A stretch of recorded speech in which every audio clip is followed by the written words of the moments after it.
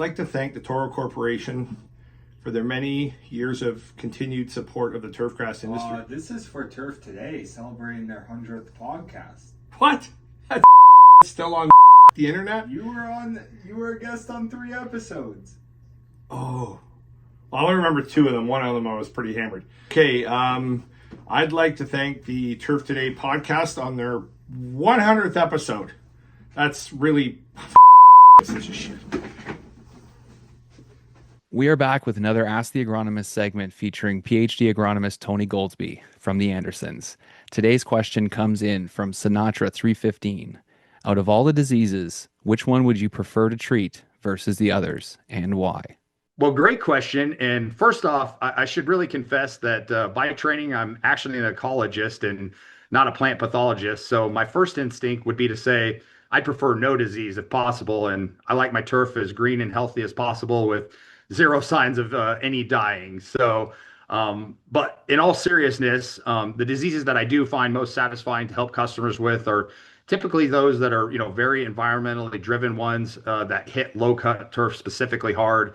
And some of those that I think about that kind of fall into that category are things like gray or pink snow mold. And those specific pathogens are just really tough to deal with for a superintendent because, they're very specific to the areas they thrive in. You typically find them in the parts of the United States where you're going to have 100+ consecutive snow days in those northern climates. And at that point, you're not really walking and scouting fairways and or greens like you would typically do for something like dollar spot, but you're really relying on making one key strategic application of an active ingredient in the fall to make sure you're getting ahead of that pathogen. And then you're kind of just crossing your fingers until you get that spring thaw to hope that your preventative fungicide program work through to help the pathogen development from occurring. And I think from my perspective, that's really what makes it most rewarding is, again, if done right and done preventatively, it really does work. And if you use the right active ingredients, in the fall months, whether it's a split or single application, and you're really making sure to do the best that you can to manage that surface moisture of your putting green surface as you go into winter, we typically will see superintendents come out on the other side with clean and happy turf, which is obviously going to end up with a very happy superintendent. So given how demoralizing and how detrimental, pathogen like gray or pink snow mold can be to a putting surface, being able to help superintendents be able to find solutions like that is an agronomic challenge that certainly I love to help take on. And again, no disease is probably my favorite, but if I have to deal with one, I certainly want to help, customers come up with one that can be certainly very detrimental to their putting surfaces. No disease is always the best disease. And certainly up here in Canada, we deal with a ton of snow cover. So every spring we always play, what did we miss? Because the snow mold will show us exactly what we missed. And, not every spray application will do that. So that's a good answer. Thank you so much, Tony. It's great to have you on the show for your first episode. This wraps up another Ask the Agronomist segment featuring Dr. Tony Goldsby from the Andersons. Turf Today is brought to you by Toro. Maintaining a golf course demands the right equipment and finely tuned irrigation. Toro has the total solution for both. We're talking mowers, vehicles, sprayers, and everything you need for a state-of-the-art irrigation system. No other brand has a more complete lineup or a bigger network of people to support you. Find your local distributor at toro.com and see how Toro is always solving and always evolving. Sorry, my dog was scratching at the door there, so I figured I'd make sure to get him in. Yeah, Percy's on the podcast today. Well, he's sitting in next to us at least, so that's a good thing. Yeah, he's listening in. Make sure you're not saying anything you're not supposed to. Yep, exactly. By the way, how insane are those hoodies? Oh my gosh, dude. Like, Those are the best. unbelievable. Yeah. No, they did a good job. I've never gotten anything from Swanee's before. It's the only thing that's weird is the pocket. Like it's got kind of that, I don't know if maybe that's for golf. Hey, Paul. Hey, how you doing? Doing great. How are you? Doing well. Yeah, I appreciate you making the time for us here. I know it's been a little chaotic for you. Yeah, a lot going on, and I think summer's finally coming here, so it's pretty warm today. Next week looks like we're in the soup. You guys getting those hundreds this weekend like we are here? We will next week. So I Next think week. today we're in the 90s, and dew points and humidity are off the charts. I mean, walking the course this morning and sweating through your pants. So it's one of those. Oh, jeez. It's Philly. Philly is a pretty challenging place to grow grass. It's an extra strength gold bond day, huh? Is that what you're saying? It's really nice to meet you, Paul. We've heard from so many different people who have worked for you and who have talked about you and recommended that you come on the show. So we're very glad to have you. I know it's a busy time of year and a busy time for you personally. So thank you. It's an honor to be on. Awesome. First of all, how's your dad doing? He's going to start immune therapy tomorrow. So protocol with this type of skin cancer, and it's moved through, it's in his lymph nodes, is surgery, and we ruled out surgery. The surgeon didn't even want to do it. It's 10 to 12 hours. And it's one of those deals that they don't even think they can get it all. And he's 84 years old. He probably wouldn't even live through the surgery. So we're going to do the immune therapy, and they're saying that's about 40 to 50%. It's never going to get rid of it. But if it shrinks the tumor, and what's causing it's on his neck, so he has like a headache and really like a really bad ear infection. And it's hard to believe. You think about it. Beat prostate cancer, beat esophagus cancer, and ultimately skin cancer might be his demise. Occupational hazard, I guess. Yeah, well, we're thinking of you for sure, and certainly understand the complexity of this week and trying to maneuver things around. So, but yeah, definitely thinking of you guys. So, along those lines, tell us about what it was like growing up in that household, obviously, and the influence your father had on your career. Well, like any other son, you want to be around your father. So my dad started his career at Jackson Country Club and lived on property. And I was just a toddler, and he'd tell stories that he'd be out, watering, and I'd want to water greens or water something, just hold the hose and be flapping me all around. So started there. And then when he moved to Shaker, it was the same thing. As Brian, your dad works a lot of hours and is very demanding, and you want to be around him. And what young boy doesn't want to go to a golf course and ride on a cart or potentially get to drive a cart a little bit? And so, weekends I would go in and, just be with him and go around the golf course. And, I was pretty young at that point.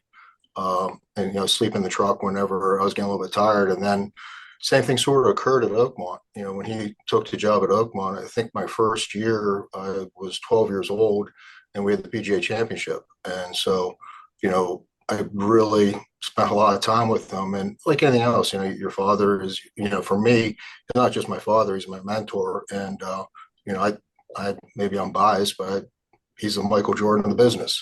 I mean, so, having that tutelage and working for him through the years and at Oakmont was, a lot of fond memories. Actually, one of the funny things, him and I were watching the Open this past weekend, and I remember in '83, he watered all the greens himself. Now I was the hose person. We had a cart with a reel on it, and I would drive to the next green, plug it in, and then he would water all the greens himself, and I would get the hose. And then, but every night he prepped all the greens by himself. I mean, because everyone's got skill sets. His ability. That's before like moisture meters and soil. He didn't really use soil probes. He just unbelievably talented hand water. And I would say the same. I worked for Mr. Bader at Pine Valley. Same thing. The guy was just a gifted hand water. And I think sometimes people really don't realize the importance of being able to hand water, observe grass, push it to the edge. I think sometimes guys coming up get a little hung up on numbers. And you got to use visual observation. And the moisture meters have come out later in my career, and I still use them, but I use my knife more and just visual observations. What are some of those things then that have carried on in your career that you learned in those early days of cruising around with your dad? Obviously, as a young age, I was wanted to get in the turf industry, and he, wanted me to work for some other people. So in '85, I went to work for Mr. Bader at Pine Valley. We had the Walker Cup. So I spent a summer working for Mr. Bader, and then I spent 2 summers working at the honors course for David Stone. You talk about the best of the best of being learning under. I mean, Mr. Bader was another one of those people that came in, take over a golf course, turn it around. And Mr. Stone was just, I mean, one of the most analytical people, made you really think about like why the problem was a problem. Did a lot of research. So I guess from what I learned the most about my father, and he became sort of the hired gun to come in and fix golf courses and get them ready for championships, was perseverance. I mean, if you're coming to a course and they're making a change, potentially, close to a major event, there's potentially some issues. And he was a change agent, and he never settled for mediocrity. He always came up with programs. And sometimes, when you're doing these things, sometimes things go well, sometimes they don't go well. But his persistence and his quest for always getting the most amount done in the day and always pushing every day. I mean, and having, my dad and I are a little bit different. I mean, he's a little bit more maybe candid. And, he had no problem telling organizations, this is the way it's going to be. And I respect that out of him, but they were also in situations where they want to change. So he was always timing things well, but I would say his persistence. And the other thing too is you think about, you do this for a long time. And a lot of times you get hung up in the programs and you do the same thing. He was always pushing the envelope, talking to researchers and, network with other superintendents. That's one of the things that, I'm pretty proud of myself. I have, if there's a problem or something I don't know, and you never know it all, I have no problem networking and trying to stay current because everything's changing. It changed. I mean, I just look at the last, 5 years with AI. I mean, I'm starting to use that a little bit, and then you look at like the GS3 ball. I mean, that kind of stuff is, I just think, really important. I mean, we use it every day. And then the data collection, like clipping yields, we do clipping yields every day. We do moisture at the 1.5 inch and then also 8 inches because on these courses we have USGA greens and then all the other different parameters. And quantitatively, like if you vent a green, how long will it take for you to get your firmness back? How does it affect smoothness? So we really have tangible ways to measure with some of this technology coming up. And like the clipping yield and all these different things in the moisture, we're always looking at the moisture. It's sort of what happens on the bottom. I grew up wrestling, football, and the coaches always say where the head goes, the body goes. Well, to me, where the bottom of the green goes on USGA green, the top's going to follow. So you start getting down to that under 5% on the 8-inch probes. You're basically not going to have capillary action coming back up in your top-down watering procedure. Yeah, absolutely. One of the things I've seen lately, I keep seeing, I don't know if it's just because your algorithm on social media or whatever, are the words expect change. And I think it's so prevalent today with how the world works is that everything's always changing. You can't just expect things are always going to be the same. And it's so true on a golf course, right? So I know you just dug into the GS3 a little bit and some of the data collection. One of the things I really wanted to ask you about today was your interest in autonomous mowing and where you think that's kind of going with the industry, pros and cons. No, I think it's going to come. I mean, we're breaking bread with the range picker on the driving range, and it's something we need to toy with a little bit. But it's coming. To me, I wanted to make sure that we haven't got it yet. We're going to get one and use it on the driving range because I think it's a perfect application. But then some of the things, I don't know how familiar you are with Merion, but we're extremely tight. We're like on 125 acres. So where do these things go to put them, when they go back to home base to charge and these other things. But there's definitely going to be applications for it. And we're just starting to get into that. I mean, some of the things I have a tendency of jumping into, right away, but this has been something I'm sort of been back and, waiting to see how it goes and talking to colleagues.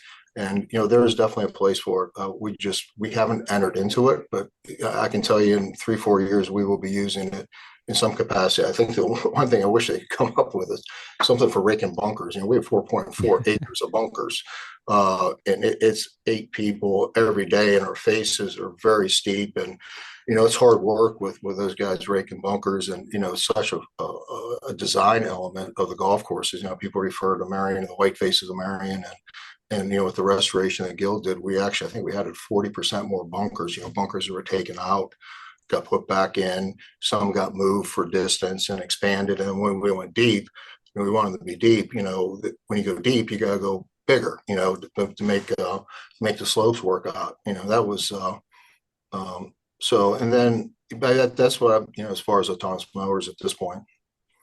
Did you send Gil a nice thank you note for adding all those bunkers, all that square footage to your bunkers then?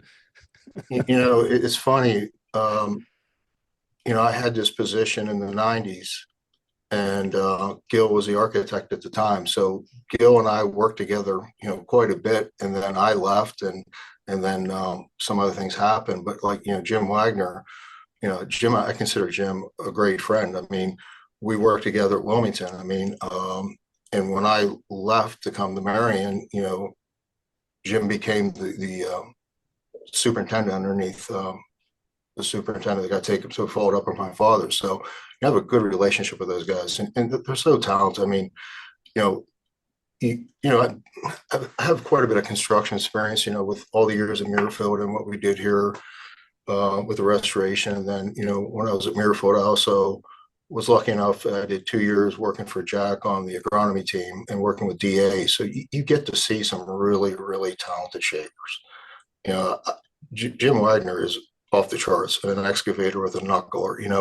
I just, him looking at a picture of what the bunker was and he's shaping it. It's just to have that skill set. And, same with Gil and the visions that company has. And, I think one of the things I'm really proud of is I worked with, Gil, I've worked with the FASU organization, I've worked with the Nicholas Design, and obviously Jack, and all the DAs, and, I had a good relationship with all those. To me, it's about carrying out their vision and what they want for the golf course, and then executing it, and then talking about sustainability. There's, sometimes you want to get a little creative on the design side, but if it's not something that's practical to be maintained, it's not sustainable. And so you have to have those conversations. But, I think in the 2 years I was doing the job at Muirfield and doing the Nicholas Design deal, I learned a lot doing that, and John Scott, who's since passed, was, I learned a ton from Mr. Scott. He was, that guy could write emails like no one ever seen. Like I would take an hour to write like, a page, and 5 minutes later, he's got 5 pages written back. So I don't have that skill being able to write as fast as what John was, but he was a very brilliant agronomic mind. Now with Chat GPT, you can write 5-page email in about 30 seconds. So it's No kidding. You mentioned a couple different golf courses, Paul, a couple of different places that you've been. I'm really kind of curious on some of the considerations that you thought about when thinking of taking that leap to another golf course. What are the things that really kind of were in your mind as you were considering making changes? Well, once again, I wouldn't be the person I was without my father's influence. So the places I worked, when he's told me you need to go work someplace, I didn't even question it. He's like, you need to go work for Mr. Bader, and work for him in '85. And it was a little rough summer. I'm 19 years old, and I didn't know what I didn't know. I was a hard worker, and I think he put me on greens, and when he left, I had his greens route. So I thought that was pretty flattering. But there was times he'd come in and say, if you have any respect for your father, you get out of the business. You're a damn disgrace. Oh I heard that. I heard that probably, if I heard it once, I heard it 10 times. And, it helps you to grow thick skin, and it was I never took anything personal because he wanted me to be better. It was more about the message. And to this day, I owe him a hell of a lot because he's helped me out my career. And then I think it starts with the foundation. So the foundation is working for really good people. And I think it's important that you diversify and see different geographical areas. So after I worked for Mr. Bader, I spent 2 summers working for Mr. Stone. And once again, he could have been professor. Makes you really got me thinking in the agronomics of why things are and all the test plots. And then knowing I wanted to know a little bit about construction, my next summer I worked for Tanto Irrigation, and we were building we were following a course, a Reese Jones course in Charleston, South Carolina. So I learned a lot about golf course construction. And then when I get done with the 4-year program, went to work at Augusta National. That was brief. That was very brief. I think I was only there 3 months, and my dad decided at that time to go back to Wilmington for personal reasons. His parents were getting sick, and so I went up before, and wasn't even an assistant. I was on the staff. But leadership and people have never been an issue. You lead by example, and you have people follow. But I was lucky enough that Greg James was there. And, like stuff that you take for granted, like you have to order stone. I've never ordered stone, never did a PO. It's like, we dumbass, here, go to the Rolodex, look for stone, order the damn stone, and do the PO.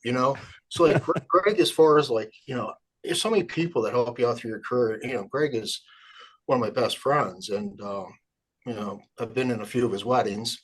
So, but it was funny. The second one, I was the best man, and the last one, he basically says, "Hey, you're in the wedding, but I got to change the batting order up."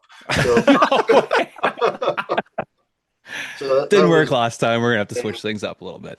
So I guess you start with the foundation, and obviously I was starting to look for opportunities, and getting the job at Merion at the age of 26.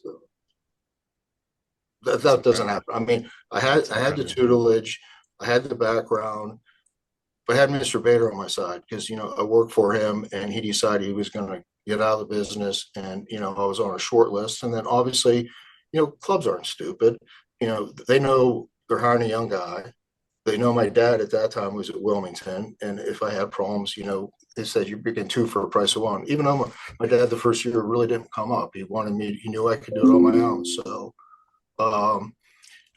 So we, all the years at Merion, I mean, I love the place, I love the opportunity, but I wanted tournaments. I mean, it was my passion. So we just finished up the girls junior in '98, and we had a good showing. I mean, the golf course was good, made a lot of improvements, and we just got told that we were not going to get an open because of logistics. I mean, and obviously we are tight, and since that time, there's been real estate that's been purchased. And I just like, I got to do, I wanted, it was my driving factor in my career. And interviewed at Oak Hill. They had the 2003 PGA Championship. And I always tell guys, the more screwed up a golf course is, the better the opportunity is. And it was bad. I mean, infrastructure issues. I mean, like drainage issues. Like, we spent $1 million putting drainage, 30-inch pipe through the golf course. And then obviously working with the Fazio group, we rebuilt bunkers and rebuilt, added length and everything else. And it had a really good showing. So for me, that was a really great opportunity because number one, it was a major championship. Number two, there was a lot of room for improvement. And, I was lucky when I got there. Jeff Corcoran, which is another one of my really good friends. You always, people always say I learned a lot from you. I think I learned just as much from Jeff as he learned from me. And our personalities are very much the same. We're pretty driven people, pretty focused, very focused. And, so I had the opportunity to work with him. And then when I left, he had gone back to Boston. He took over for me. So, obviously he did a phenomenal job. But funny story was, my wife loved Rochester. My kids loved Rochester. It's a great community. I hated it. I mean, I hated it. I mean, not anything to do with the people. I couldn't stand the winters. I mean, there'd be times from Thanksgiving to like March, you don't see grass. I remember the first winter, I think it was one of the snowiest winters in history of January. So I'm trying to walk the golf course in knee deep snow. I'm like, this isn't going to work. I'm going to have a heart attack, for Christ's sakes. So, we had a good showing, and my dad contacted me, and we were out to dinner with my wife on Sunday night. And I said, Ann Louise, I said, I've got a feeling it's time to bug out. Just time to go. I need another chapter. And got the opportunity to interview at Muirfield. And that was a pretty, you talk about all interviews are stressful. I don't care who you are, they're stressful. You're talking to Mr. Nicholas or Jack, and I'm like, well, let me look at planes to get out there. He's like, no. He goes, we're going to send a plane for you. Plane. I mean, at that point, I don't even think I ever flew first class in my life, let alone planes had for you. I'm like, geez, oh, Pete. So, get on the plane and like you're just in awe. Like you're on a private plane and you get dropped off and he picks you up, and it was probably one of the best interviews I ever had because it was focused on the way. But you get off the plane, like you don't know if you should ask for his autograph because growing up, Jack was the guy that I always rooted for. I was a big Jack fan, even though growing up in Pittsburgh, a lot of people were Palmer fans. I was more of a Jack fan. Um, and the whole interview was on the golf course, and that's where I'm the best. I mean, you put me in a room, in a boardroom, and that's not my strength. Like, get me on the golf course. Let's talk agronomics. Let's talk about what we need to do and everything else. So that to me was a no-brainer. Columbus is run, Ohio in that area. I mean, it's a great place to raise kids. Yeah. And it's a great organization. And you have a tournament every year, and you always got to do construction. I gravitate to the construction, love it. The more we can build, and working with Jack one-on-one with what he wanted and bringing a shaper and execute it, and that kind of thing was always really special. Very fond memories there. And Chad, what he's done there is absolutely off the charts. I mean, that's the thing. You leave a place and you put your heart and soul on it. You want to see it to continue to progress, and because you care about it. And that's what I look at what Jeff did at Oak Hill, progressing the golf course and making it better. I look at what Chad's doing at Muirfield. It's fantastic, and that's what you want. You want to see progression because you care about the organization. You want to see it continue to go in the right direction. All the places are going in the right direction. So, the next chapter coming back was we're talking about with some of the people from Merion and coming back, and at that point I really wanted to rebuild the course at Muirfield, and I just couldn't get Jack to say yes. I mean, and it just was I didn't think it would happen. And Merion had this renovation, and I've always liked Philly. I've always loved Merion. I think it's a special place, and I started thinking about being able to renovate a golf course. And we're not talking. This was a nip and tuck. We rebuilt every aspect of the golf course. So to be able to do a whole renovation of an entire golf course, basically rebuild it, was something I always wanted to do. I had a great relationship with Gil, and then be able to come back and really finish my career where I started. And knowing that there's the Open in 30 and that come full circle. And I was very lucky to have the opportunity to come back. But, the other real big driver was my father. He's in Philly. My mom's been gone since 2004. And, at some point, you don't know how much longer you have with your parents. And it just, I had to do it for a lot of reasons, professionally and also personally. I get to see him. I don't get to see him as much as I'd like to, but we try to see each other and spend time. And so that was the main reason. But I think I always tell everyone when you interview for a job, you want to make sure that what your strengths are and the direction the club is going the right way. And I also always told my guys, when you interview and you get that first job, it doesn't matter what you did in the past. If you don't succeed, rip up your resume and you're done. And the other thing that, not to babble a little bit, but the term I hate the most is I paid my dues. I think that's total bullshit. You pay your dues every damn day. If you're coming to like Merion Golf Club or, Oak Hill or Muirfield, they expect excellence. You've got, like our tee sheet today, I think we've got 150 people on the tee sheet. Well, it's one member and 3 guests. Every day is a member guest. And these are people from all over the world.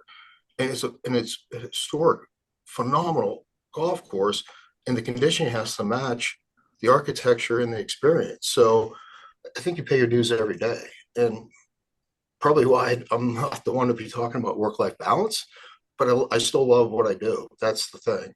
And there is no such thing as a perfect golf course. I've had some good ones, but I've never had a perfect one. That's incredible. You mentioned every day's a member guest. I'll have to sidebar with you later. I've got a buddy from this area coming to play all weekend, so you have to send your guys out to mess with him a little bit or something when he's out there. Nice. Okay. So you mentioned you got your first job. You took over Merion when you were 26, 27 years old. What do you remember about that first year? Were you just absolutely terrified, or did you did you have that confidence in you that like, I know I can get this done? I was scared. I mean, because it's the great opportunity, and the funny thing is Bill Kittleman, the pro that was here for a long time, a legend. He used to smoke these Garcia Vegas cigars. So I remember, I see him smoke, and I got one day and got through the day. I'm like, I didn't lose any grass, and I didn't get fired. I smoked a cigar, but I knew I had the foundation. I knew I had the work ethic. Some of the things I struggled on was probably more the administrative side. Like budgeting and hiring. I mean, I know how to hire and fire, but like the paperwork side, like there was, you have people to do that. So it was more probably on the administrative side. And then, if you're on the board of governors of a place like Merion Golf Club, you're very successful, very intelligent. And I remember I didn't go to all the board meetings like I do now, but the few ones I went to, I'm like, and my chairman at the time, Mr. Berrickman, great guy. He kept saying, Latshaw, you got to get your blinders off. You just got to get your blinders off. All you think about is agronomy, and you got to get your blinders off. And so, I have a 4-year degree from Penn State, and I went back and took the 2-year program in 1 year. But I'm like, for me to succeed, I need to get better at what I'm not good at in the communications, the writings, and presentations. I'm still a work in progress. I'm not there. But so got this idea. Tommy Gosling, one of my assistants, was talking about grad school. And, he says, just jumping through hoops. And my wife at that time was thinking about going back to Temple for MBA and emphasis on taxation. So it's basically go 1 day a week, and then you do all this work, and then in the summer. But so her and I went back at the same time. And I went to Rosemont and get a master's in management, which I really think it helped me with like financial statements and analyzations and communications and presentations and that kind of stuff. But I can tell you, it's probably one of the hardest things I've ever done, because, I'm dyslexic. So every week we had to read a 300-page book, write a 12-page paper, and then give a presentation. That was it for like 2 years. So, Wednesday after night, try to get the book read by Saturday. A lot of nights in the office at 10 o'clock. And there's a few times like, I got a good job. I'm just going to drop this. I'm going to quit. I remember my wife saying, if you quit, you're a loser. Well, if you take all those personality tests, probably off the charts on being competitive, like the highest percentile you can be. Well, that really pissed me off. No So then it got into grade point averages. And I can tell you right now, my wife is way smarter than me by a long shot. I'm a mucker and a grinder. My grade point average when we got done was like, I think I had an 3.86, and she had a 3.85. So every time she gives me shit about stuff like, whose grade point average was higher?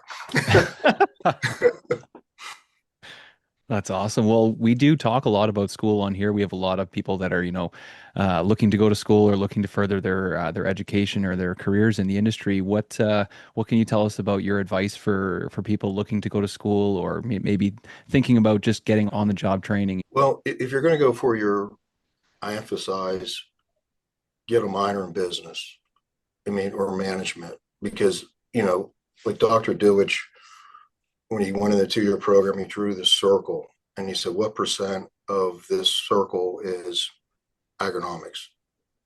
And, people are like, I think I said 70%. Drew a sliver at 15%. The other is people. Because let's face it, my dad always emphasized this. What separates good superintendents from bad superintendent is productivity of your staff. Your biggest labor or your biggest number on your budget is always labor. So being able to maximize the amount of work done in a day and push hard is important. So that all starts with people. And some of the other training I've done through my life, besides my grad school, I think Gary Sweeta had training, and it was really profound. 2 things I remember, and I tell myself every day: you get what you accept. And the other thing is, the house you live in, the car you drive, where your kids go to college is all related to your staff, because it doesn't matter. You can be the most brilliant agronomic, the best whatever, but if you don't have a good staff and you don't develop your staff, you're not going to make it. Maybe it's where it starts. It starts with people. People are the product, and so it all starts with staff development. And I've been pretty proud of a lot of where my guys have gone. I think I've always fostered an environment for them to have the ability to succeed, but they had to have two things: attitude and effort. You don't have attitude, you don't have effort. Um, and you got to be persistent because shit goes wrong. I mean, I've killed more grass than probably anybody, and the highs and lows. And it's just, you do it long enough, you're gonna have bad stuff happen, and be able to communicate through that. But you got to be persistent. So as far as 4 year, now if you're, I think obviously I'm biased towards Penn State, but the 2 year program is a very good program. I took both, so I can talk about the pros and cons. I mean, the 2 year program is really, really geared towards being a golf course superintendent. So in some regards, if you had a 4 year degree in business and then you want to go back to a 2 year, I think that's a hell of a good combination. Rutgers has got good programs, but I think the biggest thing that's going to help everyone out is like the Penn State online program. I've had multiple guys that started off with the associate's degree, then went on to do the 4 year degree, and then some went on to do masters. And it gives them the ability to be working and potentially going to school. And it's all about every journey starts with the first step. Start getting some education, and there's a lot of different ways to go. But I really like the combination of having a really good, strong science background, agronomic background. You got to understand soils, you got to understand those type of things, but then also the managerial side of it, which is extremely important. You mentioned attitude and effort, something you're really looking for in the people you bring on board. How do you go about identifying that when you're in the interview process with a young individual? I have a lot of weaknesses, but reading people and interviewing is probably one of my strengths. Everyone's got a T when they come in, either big T or little T for trouble. So I always like to ask them questions like, what was your relation? Who's the most influential person in your life? And just what their values are. I don't care if they don't have experience and everything else. It's more about what their value system is, where they see, what they want to do, and are they going to put the effort in? Everyone wants to be the superintendent of Augusta National or Merion or Pine Valley or wherever, but it takes a lot of dedication and perseverance and, and some sacrifice. So, you try to see the value system, and then, from there, it's their performance and how they do. You always say you got to start off and you got to do the entry level jobs well, and then the progression. And I emphasize that a lot. I mean, I can't tell you how many people I've taught personally how to mow greens.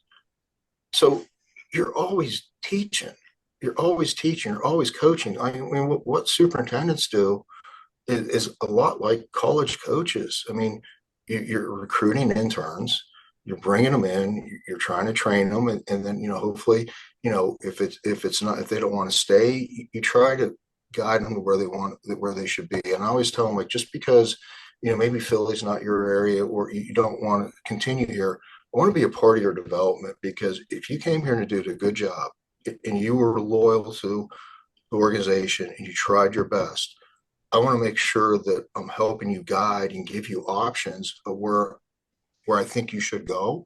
Ultimately, it's your decision, and you try to guide a little bit. But once again, that comes back to the influential people in my life and how they help me out, like Dr. Dewich, my father, obviously, Mr. Bader, Mr. Stone, and all the other people.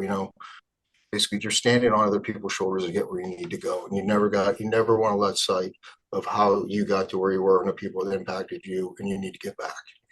So would you say it'd be hard to make it in this industry without having a good mentor? I don't. It's like anything else, if you got the desire, you can still make it. But it always helps to have a course. And I would tell guys when you're interviewing, all right, well, you're going someplace.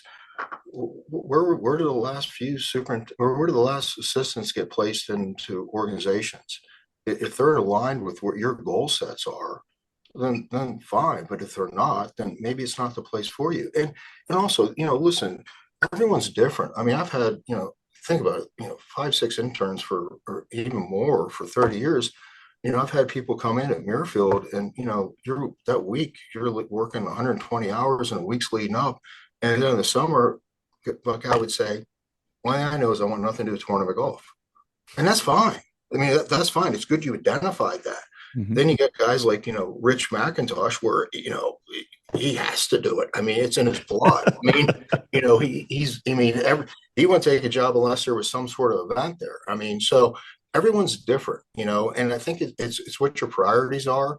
And there's no wrong or right. I mean, there's a lot of great organizations um, that treat their employees well and that are progressive. It's all about what the fit is. And then it's a little bit too, geographically, it's really difficult to get a job in the geographical area if you want to be there. It limits where you can go. So, but if you got a spouse, obviously that's very important to making sure that she's happy. And, I can tell you, my wife, I mean, there's been some rough moves. So, coming back here might have been a little rough. So, but, you got to make sure they're taken care of. It's a little bit like, my dad's success and my success. My mother has been passed away, Phyllis Latshaw. She backed him in every aspect of what he did. Wasn't asking for 4th of July barbecues or anything like that. It was all about him succeeding and supporting him and his work ethic. And I think that came from the fact that she came from a dairy farm. We think we got to talk hard. I mean, as a kid, I would go to the farm, and milk cows and bale hay. That's a hard occupation. Them damn cows, they need milk 7 days a week. They don't care what day it is. So, having her, and then I look at my wife, she's very supportive because her father started a business, and some of those hard things when you're starting a business, and can you make payroll? I mean, I remember, her going back to school one time. She's like, I don't think I'm going back. I'm like, what do you mean? She's like, my parents might not be able to afford it because the business is struggling a little bit. So you have those people that have that type of background and support. It lets you focus on what you're doing. It's a little like Jack always said, reason why, he did so well in golf. I mean, obviously extremely talented and mentally probably the toughest person you've ever probably met in your life, but he would always refer back to Barbara. Barbara, he knew that she had his back and was taking care of the kids. And so, it's important to have all aspects. To move on. So once again, I'm probably rambling here a little bit. I mean, I'm sure what the question was at this point. No, that was a great perspective. I think you gave a lot of people a lot of inspiration by saying that, because there's a lot of unknown with our industry. And if you're just someone who starts at a golf course and you don't have a lot of people to lean on, or you don't have an association or something like that, it's tough to kind of know where to be guided to. And I thought that was a great breakdown, and it'll give a lot of people a lot of perspective. It's amazing how many people through my career were in between things in life. Maybe going through college or graduated, didn't like their occupation, and they started working on a golf course, and then they get the bug. So I think that's the hardest thing with our industry. When the economy crashed, no one was going. We're closing more golf courses. It's a great way of making a living. We just need to continue to attract people to get into it. And, this obviously is going to be, it's going to have to be the right person. Like if you want to be in the basement playing Nintendo or whatever all these kids play nowadays, or you're the kid that plays sports and wants to be outside all the time, the Nintendo kid's probably not going to make it, so maybe that's a generalization, but you got to love the outside. And I think, when I interview people, you always ask if they have, that they're into sports, because usually sports carries over to this occupation, because let's face it, it's physical hard work. 5, 6 interns or whatever over 30 years. It's a lot of people running through there, not to mention the number of assistants you've had along the way. You still keep in touch with the majority of those guys? I do, but I'm also bad. I lose touch of some of them. Like a perfect example is Jake Gargis at Crooked Stick. Him and I are both pretty much the same. We focus on, he knows his zip code where he works. I know my zip code where I'm at, and we won't talk for 6, 7 months, and then we'll talk for an hour and a half. There's a few people I talk to all the time, and it's just and I think it's something that I'm bad at. But you when you do talk to them, so obviously the guys that work for me, they sort of know my agronomic philosophies and how I do things, and probably a lot of those are probably the same principles, but different twists. So a lot of times you call them and they're doing things that I'm not done, or I might be doing things that they haven't done. Like a perfect example is Kyle Steidel, really one of the real, I've had so many talented people, but Kyle's down the street at Cays Valley. And he's like a son to me. All these guys are like sons to me, like Rich and Matt and Jake. I mean, you spend more time with these guys than you do your family at times. And so Kyle was telling me about this coral recycler, and we have a lot of similarities on properties. He's got sand top dress fairways. I've got sand top dress fairways. So he tried it on 3 holes, and he's like, Paul, it's completely changed the fairways. So I go down there, I see it and everything else, and I buy one, and we exchange back and forth. So that's something. It's phenomenal process if you have sand-based fairways, because it basically takes the sand and mixes and almost makes a homogeneous mix, and you're bringing some of the soil up. And so that was something I learned from him by just networking. And, we talk all the time, and just like mower setup. And so it's not just the people you worked with. You need to network with other people, because I don't care what golf course you go to visit, there's going to be 5 things they're doing and probably doing better than you're doing. And, power of observation and trying to take the things, it might be something small, it might be something big, and try to implement it into your programs. Well, there was something else I wanted to ask you about. I was recently reading an article in GCI magazine where you were talking about texting versus calling. Talk to us a little bit about that. I text, but I think emails are probably one of the worst things that's ever happened. I'll spend more time writing an email versus just pick up the phone and talk to the person. I think so much is lost in texting and even emails, where you don't know the tone and everything else. And if you could talk to somebody, on the phone, you can get a feel for them, or a Zoom meeting, or in person. I think the communication skills. I look at the young kids, and they'll text you and versus just talking to you at times. And it's not even like the remote; they might be on property. So I just think, I mean, listen, probably my communication skills are another work in progress. We all got things we got to work on, but I think texting is efficient at times. But if you've got something big, face-to-face conversation, or pick up the phone, because you can talk through things so much easier than doing this shit. And plus my finger, I was better on a BlackBerry. Blackberries are gone. Alex too young. He doesn't know what a BlackBerry Oh, is. I had a BlackBerry. I had a BlackBerry. That company was actually started in my hometown, which is wild. Okay. I'm bad at that too. It's easy. For me, I take the easy way out sometimes. And like, perfect example, Paul, I just texted you. I know you're busy. I send a text knowing that, look, you don't have to feel obligated to pick up my phone call right now. You can get back to my text whenever it fits your schedule. So that's definitely something I need to work on too. But yeah. I think for the big stuff, face to face is a hell of a lot more important and more critical than the texting. Yeah. So face to face, you mentioned getting out and visiting these people. How important is it for you to go to things like I just saw you last week at the U.S. Open? I see different things around the country from time to time. How important is that for you to get out and be a part of and show support to those other superintendents around the country?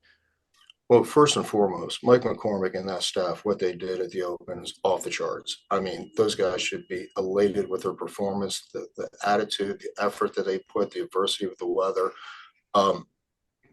It was probably one of the best conditioned golf courses I've ever seen. So kudos to those guys. And that's why you go to those places.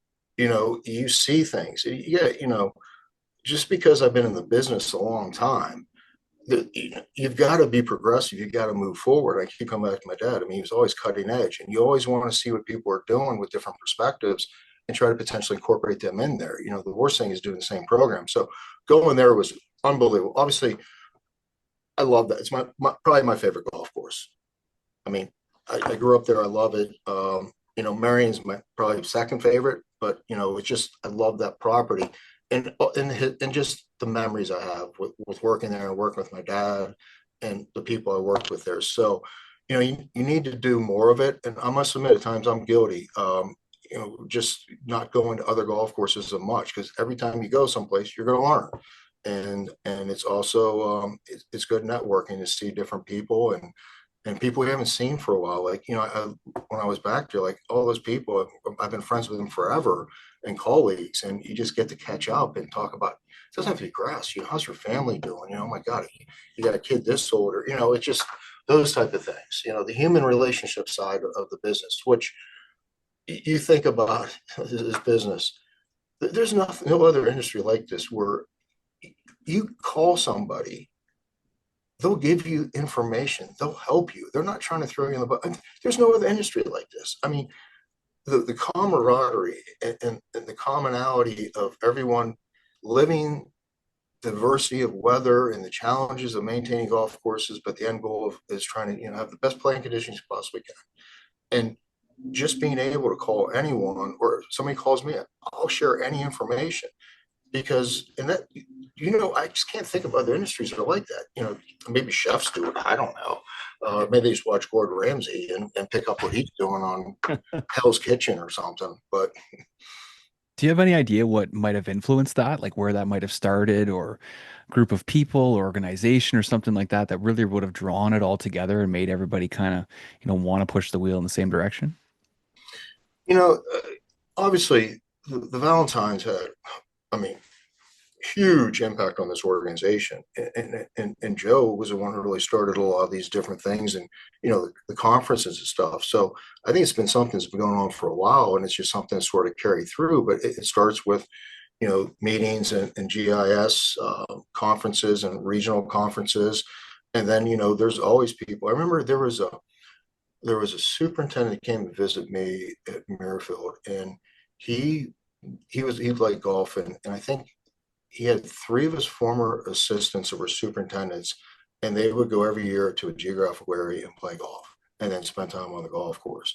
So you think about the camaraderie, and just think about how educational that was to see the different courses and the different operations. Sometimes I'll never forget. Jeff Corcoran, like I said, we're really good friends. We went to go visit his brother, and he was a superintendent in upstate New York on the Finger Lakes, and it was a 9-hole course. I think it was a 9-hole course. He told me what his budget was. I mean, the guy was a mechanic, was irrigation tech. I mean, he did all. I'm thinking, I spend this in 2 months, what he spends in a year. So you go to a place like that, and the creativity.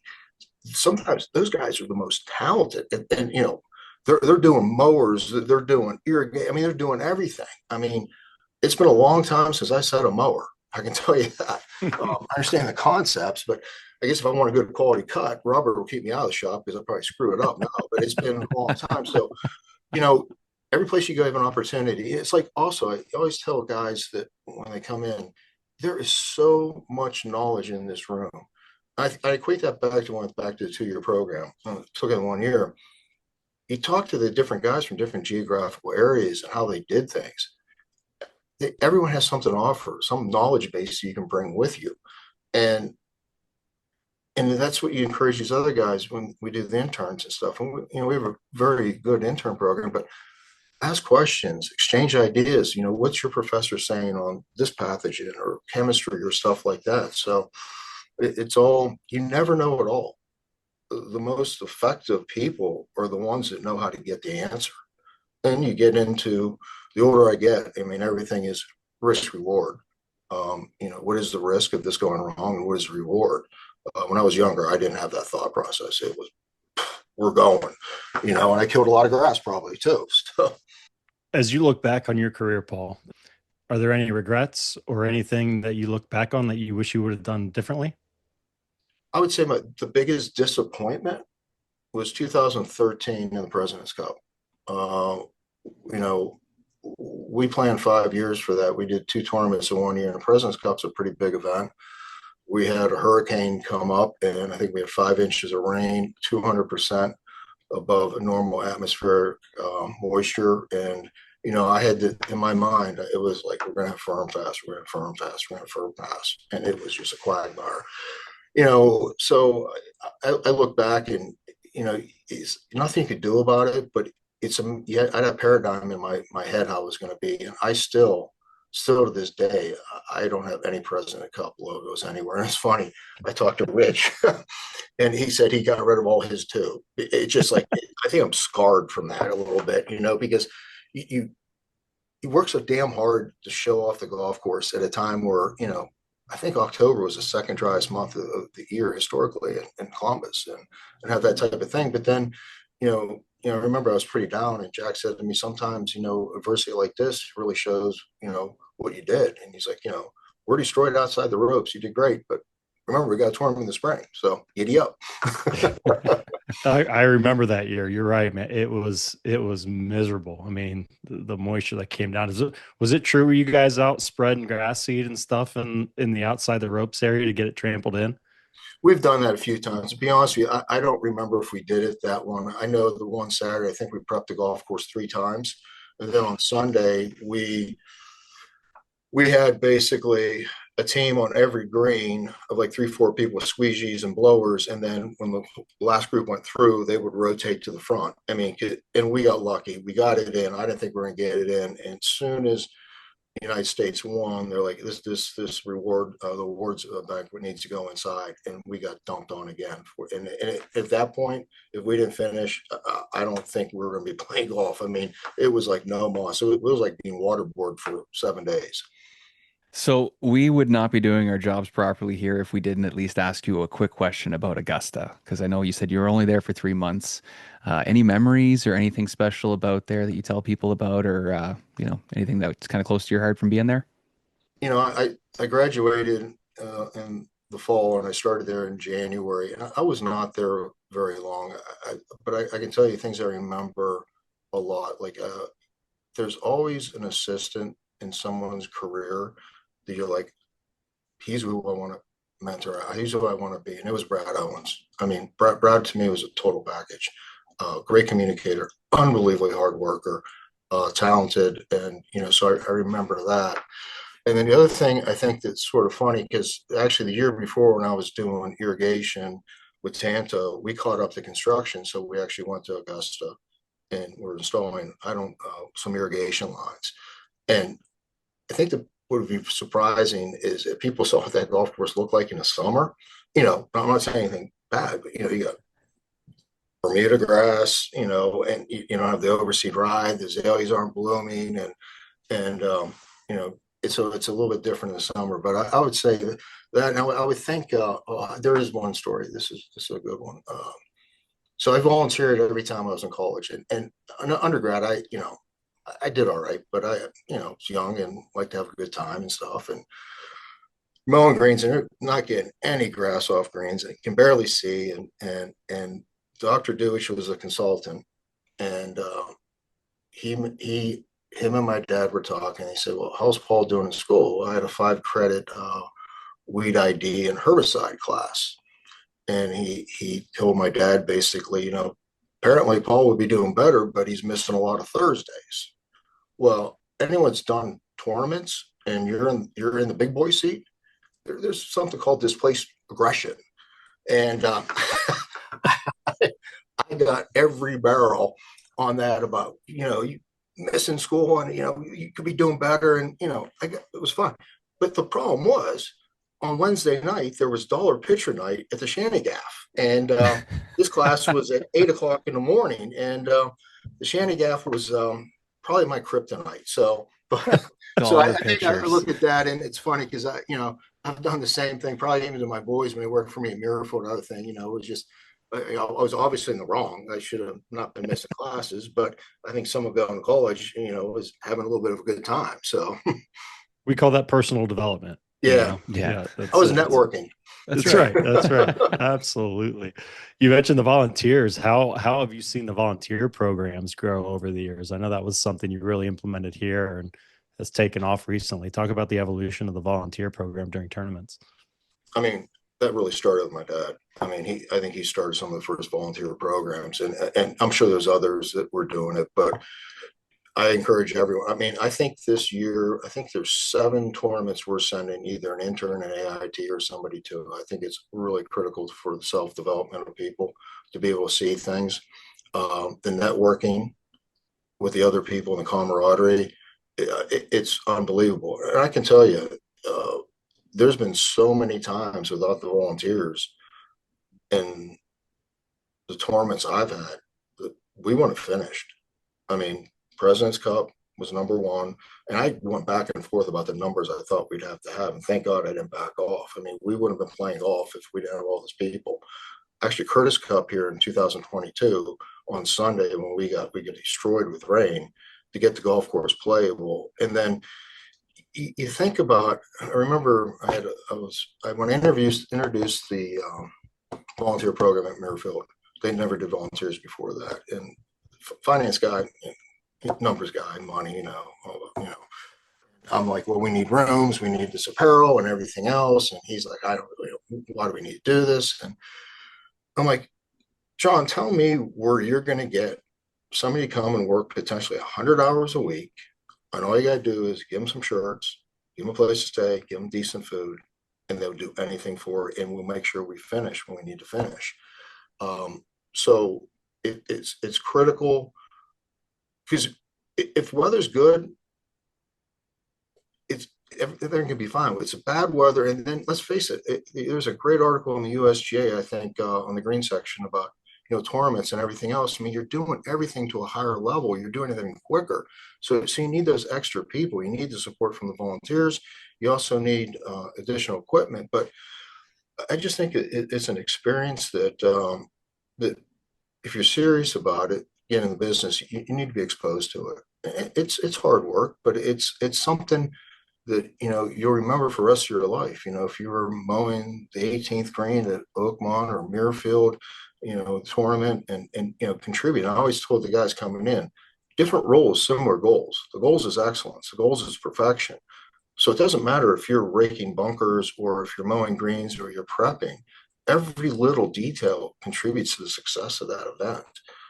And you look at it's funny because David and JT, they're in sales and how many times David remembered somebody he volunteered with when he was 15 mowing greens, and same with JT. And let's face it, this is a tight knit organization and occupation. I mean, it really comes all around. So a lot of times, you go to these events and you might be friends with those people forever.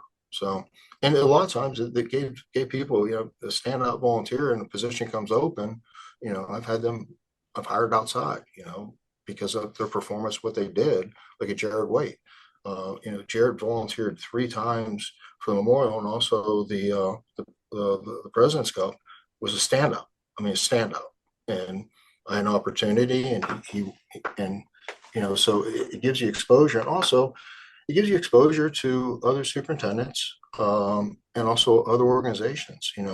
Especially if you're doing a tour event every year. I can't tell you how many people from Muirfield got jobs because the relationship with the tour, because they saw what they were doing. They saw the performance. They're like, this guy's a rock star. Like Scotty Pavalko, he was handpicked to go to Cog Hill. Rich was sort of handpicked to go to Torrey. And it was, the interview process took place over the performance and all the conditioning and the week and everything leading up to it. And the other thing too, it's becoming more vogue, and we're going to try to do is volunteering advance week. I actually think that is actually more beneficial because you don't have the downtime, and you're seeing things leading up to the event. So and that's also critical for the organization because the staff is working crazy hours, and you get these people coming in advance week, and like Jeff would always send me guys for advance week, and other people would send people for advance week. So it's a little bit more intimate, I would say. You might get more FaceTime with the management team because obviously when you're doing an event, you're pulled in a lot of different directions. You're under stress. I mean, at least I was always under stress. I'm under stress all the time for whatever reason, and you get a little bit more of a feel for it. But the funny thing is, and if you have an opportunity to work like a place like a Muirfield or event coming up that's having something, you go there and you're like, oh, these tents are all up and this is here and this is there. they don't realize how much of a pain in the ass some of that stuff can be. You know, step by step, you're trying to get something built and it's wet and you got to plywood them in and, that type of stuff. People just show up at these events and, oh, wow, this is nice. They don't realize all the steps and the angst that potentially can go into it. My advice always to a person that was doing a tournament for a first time, like, don't get hung up outside the ropes. Let somebody else do that. Well, I didn't listen to that advice in 2013 because I was losing my mind every day because we had different people doing it. It wasn't the typical people from Memorial. And they were used to, like, I'm going to drive this forklift where I want. And yeah, it was, I had a few out of body experiences that leading up to that event. When did you pick up hockey as a little bit of a release for you? Well, boys, when we moved to Rochester, the neighbors down the street were from Canada. Remarkable people, the Marauders. They went to Princeton, and he played goalie, and she was like an unbelievable hockey player and also an unbelievable soccer player. And they had 5 kids. So the middle son was the same age as David, and then Riley was the same age as JT, my son. And they actually had a rink outside. Well, they started again, so the kids started getting into hockey, and I love hockey. I never played, but I loved. I had at one point when I was here the first time, I had season tickets to the Flyers, and I split them 4 ways to be able to go to some games. So you go to the rink, and then Thomas Creek had this thing, learn to play. So, and I never skated in my damn life. I buy all this stuff, and this is a true story. So you do 45 minutes of playing and then 45 minutes of scrimmaging. I bite it, like my feet are in the air. I land on my back, throw my back out, and that was the week of verification. I think I missed 3 days. And Bailey, I don't know if you guys know Tom Bailey. He was working for me in Oak Hill. He was like, Paul, that was the best verification I ever had. You weren't here. We're stirring shit up. So anyhow, I kept playing. I went to clinics with like little kids, like skating clinics. I remember one time, like I caught an edge, hit the ice, and I'm looking out the left side of my ear hole of the helmet, and a little kid comes up to us, a hockey stop. Do you want me to get your mommy? So I go to clinics on Saturdays and Sundays, and I kept playing and playing and playing, and I'm not good. I became somewhat respectable, but I remember the one thing that really helped me is Ohio State had a camp between Christmas and New Year's. I think it was like 30 hours of ice, which is a lot of ice time. And I could never turn to the one side. And this guy kept working with it. All of a sudden I got it. And Lucas, one of my former assistants that's in Connecticut, we were on the same team and first came back. I go left heart, I deke right, I go by the guy, and then typical thing, I shove the puck right in the goalie's gut. And he's like, where the hell did that come from? You never had that kind of stuff. So I actually played, probably late 40, I think it was 49, 50. I was playing with 20-year-old kids, and I got by a guy, and I got taken out, and I separated my shoulder, and I'm like, at some point, so I just stopped playing. There's times I think about lacing it up again, but I worked really, really, really hard to be a bad beer league hockey player. How to put that energy into golf, I might have been a hell of a lot better I am now, but that's especially in the winters, I would be skating 2-3 times a week and always doing clinics and signing up for learn to plays. And it's a great sport. And I think that one thing, I'm really on a tangent, but you asked the question, when you look at athletes, football, wrestling, I actually played rugby for Penn State for like 2 semesters. I think hockey players are like the best athletes. You could spend your whole life trying to skate, and you go to a professional game and the transitions and how they skate. It's mind boggling. And then the eye hand coordination, what they do. I had hands of cement. Terrible hands. My youngest son had unbelievable hands, and my oldest son was a really good player. But I think it's just a very, very tough game. And then the cardiovascular side, people think I'm going to do a 45-minute shift, and I'm pretty good shape at that. Back then, I ran a lot and always went to the gym. 45 seconds, if you're going, you're sucking wind. And then, obviously this was a non-checking league, even though sometimes I couldn't stop real well and I hit somebody.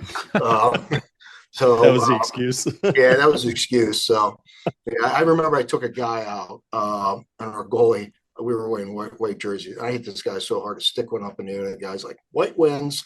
And I really couldn't. And I was like, I couldn't stop. I couldn't get by. I'm like, all right, well, game on, man. We're gonna go. Going right through him. Well, Adam's, I don't know if you caught it in any of the episodes you listened to. Adam's a former professional hockey player, a professional goalie. Yeah. So he's one of those elite athletes. Yeah. Well, kudos to you. I mean, when did you start skating? I was very young, very young. I remember my parents put me into skating, and I just had like a bike helmet on or a hockey helmet on, and I fell my first day and busted everything up in my face and stuff. So my next day out, I was with a cage and wheeling around. And yeah, no, it's been a part of. I live in Canada, right? So it's part of our culture up here and everything. And our shop, our turf crew is primarily hockey players. I think we're probably 95% hockey players. So being in the shop or being on the golf course or having meetings and talking, it just goes so easy. You know, you talked about having athletes on your staff and looking for those types of people, and having a whole crew of hockey players working on the golf course makes it a lot of fun. Yeah, it's a lot of camaraderie. It's a great sport. I really, I mean, it just wasn't something I was exposed to. I wish I would have played hockey over anything else. I mean, I love football, loved wrestling, but I think, I just loved every aspect of it. You just can't start at the age of 30 and think you're going to be any good. It keeps the expectations low. That's okay. That's okay. Yep. Well, you've been very generous with your time here, Paul. We appreciate you coming on here. Before we let you go, is there anything that you want to talk about to your episode here? We'll give you the floor if there's anything you want to throw out there. The importance of really taking care of yourself with skin cancer. Wearing hats, wearing sleeves. I've had Mohs surgery, but it's not about me. My dad's going through it right now, so it's an occupational hazard. Wear sunscreen, wear hats, and yeah. Sorry about that. It's just he got diagnosed with cancer again, and it's he's in a battle. Yeah, that's all I have. Like I said, we're thinking about you, wishing your dad all the best and the family. Obviously, that's something that no one goes through by themselves. It takes a big team, a support system around you to go through something like that. And we're rooting for you guys. And obviously, if there's anything we can do from afar to help, don't ever hesitate to reach out. So, but Paul, this has been fantastic chatting with you. I think I told you when I initially reached out, this is our 100th episode, so couldn't have asked for a better guest, better conversation. This has been fantastic. So thank you so much for your time. No, thank you. It's an honor to be asked to do this, and I really appreciate the opportunity. And you guys, wish you the best of luck, and thank you for the opportunity to do this. Very honored. Oh, thank you, Paul. And you mentioned before about your dad being Michael Jordan. I don't think there's anybody out there that's gonna argue that one. He's been an inspiration to a lot of people, and not only us, but our entire community is kind of behind you guys right now. And wishing you the best. I want to thank you for joining us today. It's been a pleasure getting to talk to you. I think this is going to be an amazing episode. And if you want us to send you the episode before we put it out, we can certainly do that as well. No, I think it should be fun, but you can send it to me. I mean, I was just being myself. So yeah, no, I thought you did a great job. That's what we love about this show. We get people on here that just get to be themselves. It's great, casual conversation. Yeah. Well, thank you so much, guys. Appreciate it. Awesome. Well, thank you so much, Paul. Let you go, Paul. Yeah, okay, we'll thanks. Talk to you soon. Okay. Have a great day. Right. You too. We'll see you. Wow, huh? So good. Yeah, he did that to me again, where I'm like, I'm supposed to be thinking about questions, but I'm just hung up on what he's saying. I know. It was like when Scott was talking. Yeah, and then he stopped talking. It was just silence, and we're both like, I know. Well, the one time he said he was talking, I think you asked him the mentor question, and he just he went with it. And it was phenomenal, and he finished it up with, I forgot what the question was, but I'm like, so did I. That was amazing. Oh, yeah. Whatever you just said was amazing. Appreciate that. That was great. He's obviously been a mentor to many, many, many people over the years. And, his dad obviously as well. an absolute icon. Hopefully will be the first superintendent ever inducted into the World Golf Hall of Fame. Still waiting on that. But yeah, I mean, just to be able to listen to him and listen to his, his thoughts on the industry and people and all that kind of stuff. Just what an absolute treat. And Paul was one of the first people that had me come out and document the event. So I think when I was working at the Ohio Turfgrass Foundation, literally just picked up a camera and started doing some video stuff, trying to learn what I was doing and figure out how to use a camera. He asked me to come out and just kind of do some documentation of the team. So it was my first introduction to really documenting any sort of tournament coverage. He gave me that opportunity. So it was really special of him to do that. And like I said, the intimidation factor when you hear a name like Paul Latshaw, it's like, oh, but again, as we heard here, just an incredibly driven, humble individual that has, done amazing things for the people of this industry. Yeah, he's got a great, I guess you call it great resume, and he's done a lot in his career, but at the same time, he's also touched so many different people, and you can see how he's very humble, very well-rounded. He's obviously worked on learning different things about himself and about the golf course and about his industry, and we know being a dad, being a leader of a family, and all that kind of stuff goes into it. So it was really cool to get to hear his story, and yeah, just a regular guy who's done a lot for the industry. And I think I read today he's been a superintendent for 33 years. That makes sense. Yeah. So he might have more experience than anybody right now, especially if he had started at the golf course when he was 4 years old. Yeah, he's been around it his entire life. Obviously, he's seen some things, and I meant to ask him how many tournaments he's been a part of between, obviously the number of championships his dad's hosted and himself. Yeah, I can't imagine how many tournaments he's been a part of. It's a big number. Mm-hmm. He was talking too about how much support there is in the industry, and I do wonder how far back that goes. I wonder how much influence his dad had on that, because it does seem like he's one of those guys that really tries to network and teach and help and move it around. So I'm sure there was people before him, but I want to say his dad has had a lot of influence on how well we treat each other and how well we support each other. Yeah. I mean, a lot of that, I think, obviously goes back to the days of Colonel John Morley founding the GCSAA, bringing a group of guys together to essentially chat. But Mr. Latshaw, Paul's father, certainly took it to a whole nother level. Took the professionalism of this industry, in my opinion, to a whole nother level. And like you said, the whole networking thing, the advancing other people, making that a priority. I think he was highly influential in that. It's you hear about it in this industry all the time, the Latshaw tree, right? And the number of people, the number of branches that spawn off that tree. I don't even know where you would start to count the number of people that have been impacted by the Latshaw family. It's just, that's a documentary that I've been wanting to work on for a very long time. To start tracing that tree would just be incredible, because they're everywhere, absolutely everywhere. Be a lot of stories to uncover, a lot of different people as well, right? Oh my gosh. Yeah.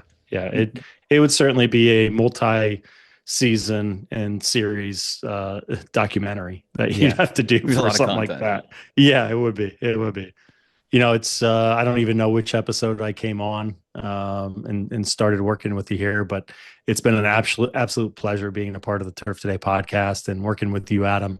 Appreciate all the listeners, all the support from our partners. I'm reminded of the difference that this show makes every time I travel. Very fortunate to run across, I can't even count the number of people that I encounter at these different events and different courses and places I go. And just, again, it's a great reminder of the impact that this is having when people come up to you and let you know how much they enjoy your podcast, how much they've taken from the lessons that our guests have been able to share. on this show. So, it's been an absolute pleasure being a small part of this show. Thank you, Adam, for starting that conversation and bringing me on board. And again, thanks to all the listeners, all the partners. Couldn't do it without all of you. So Florida won, and they had the Stanley Cup at the Elbow Room by 8 o'clock. Oh my gosh. Would have been nuts to be down there. AM or the PM? Streets. AM. They stayed in the dressing room till I think 4 or 5 o'clock, and then they ended up going. There was videos of guys ringing some of their neighbors' doorbells to be like, "We have the Stanley Cup. Come outside and party with us." No way. And then they made it to they were at the Elbow Room for like 8 a.m. or something like that. And I've seen a couple of videos of guys, and they're just so drunk. They look so tired. So I've obviously been out of the loop. What did they win it on Sunday or Monday? Tuesday, I think the game was. They won it Tuesday night, game 6 in Florida. So they won it back-to-back years at home, which is crazy to do. That's right? amazing. Yeah, that's amazing. Yeah. Well, that's a bummer. I was down that way on Monday. It would have been fun to stick around and enjoy that celebration down there at the Elbow Room. Well, the two streets that kind of wrap around the Elbow Room were just shut down, and there was people everywhere. There were thousands of people down there. I'm gonna have to take a deep dive and look at some videos today. And there's one of Marshawn. Somebody comes behind him. He's up on like the balcony at the Elbow Room, and somebody hands him the cup, and he can't hold it. So the guy behind him's kind of holding it, and you see him just look back, go, "Thanks, man." That's amazing. They're having fun. Those guys are having fun. We're totally gonna have to figure out if we can do a show live from the Elbow Room at some point. we gotta set up shop during the day up on that top floor, because it's quiet up there during the day. Yeah. But just to be able to do one from there, that'd be epic. Really good. Bring Tom from Apex up there, get him a few drinks. My gosh. Oh man, that's it. For anyone listening, if you have heard us talk about the Elbow Room, which hopefully you have many times, check it out if you're ever in Fort Lauderdale. It is legendary. Easily my favorite bar anywhere I've been to around the country. And you'll be surprised too. Like when I used to hear about the Elbow Room, I thought it was like a fancy place. You go and you touch elbows with all these rich people. It was the Elbow Room, right? Nope. That place is a fucking gong show. That's it. There's nothing fancy about it. It's a cash only bar. Like it just locked in man, live band every day. Yeah. Yep. What a riot. What a riot. Yeah, we'll make it run back into guys like Jerry, and it's just epic. Oh fuck. All right, buddy. Yeah. Well, this was really good. We got lots of work to do on this one, but it'll be fun once it goes out next week. Thank you to you for everything you do on the show, man. It's been a pleasure working with you. You've brought a whole new level to the show, and all the people and brought a whole big fan base over. So it's been great. We got a lot more to do. Years of this ahead of us, and we're only scratching the surface, as I said a couple weeks ago. Absolutely. Yep. Looking forward to the next 100. All right, man. Have a good weekend. You too. Take care. See ya. Bye. Hey Turf Today, Emily and Barley here from Seven Canyons in Sedona, Arizona. Wishing you guys a major congratulations on 100 episodes, and we can't wait for 100 more. Brian and Adam, when I think of dynamic duos, I think of Batman Robin, Bonnie Clyde, Brady and Gronk, and Adam, for you got to go with Gretzky and Messier. But in the turf world, you two are dynamic duos. Congratulations on 100th episode. Keep up the great work. Oh, hey, how you doing? Michael Bowman, Standard Golf Company. Congratulations on 100 episodes. That's 99 episodes more than my local superintendent's podcast, Growing Grass with Gary. It may sound like a great podcast, but it was just him yelling at dollar spots and dandelions all day. You know what goes good with Turf Today podcast? Some Standard Golf products. We have your beautiful custom-made flags. Hopefully they're not stolen. We have your maintenance tools, and we have your tee markers. Hopefully they're not stolen too. We basically have everything you need for your golf course. Cue divot fixing ASMR. So whether you're cutting stripes on a green, oh yeah, I did that, or you're cleaning up geese turds, I hope that you find time to listen to Turf Today's podcast.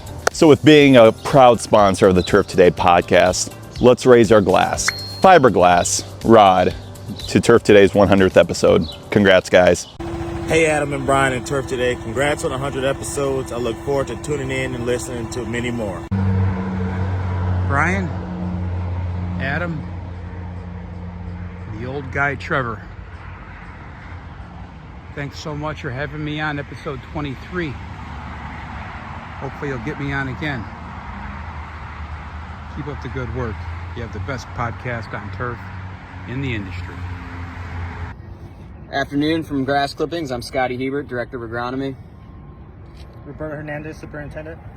We're out here doing our driving range conversion project for the summer. We got about 54 irrigation heads to replace, run a bunch of communication wire, beat up the soil, mitigate it, top dress it, try to get some nutrients in this caliche, and get it ready for sprigs in about 3 weeks. So big thanks to the Superintendent Network and Turf Today for supporting us. You guys have been amazing, and love that you're sharing our story and our journey and all the others of the greenskeepers out there in the world. So look forward to having you all out next season and showing what we've done with the place.